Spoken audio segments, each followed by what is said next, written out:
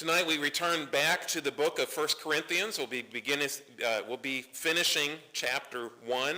So chapter 1, verses 26 through 31.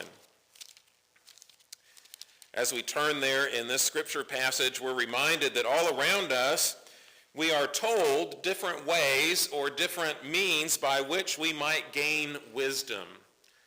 In fact, if you're in the educational system, you know that they tell us wisdom can be gained from educational institutions, perhaps even colleges or universities. And there are even ways in which you can be called someone who has attained many things in wisdom in regard to education.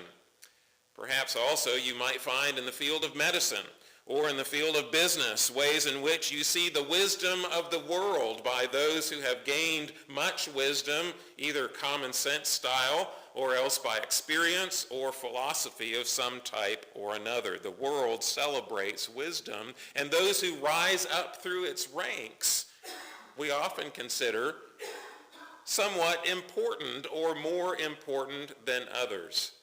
But Paul has been reminding us that when we look at the church, when we look at Christianity, the world looks at our wisdom and they say, this is ridiculous. This is foolishness, a stumbling block to Jews and foolishness to the Greeks and the Gentiles. This is the context.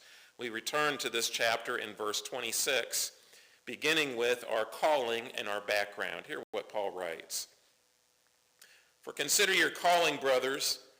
Not many of you were wise according to worldly standards.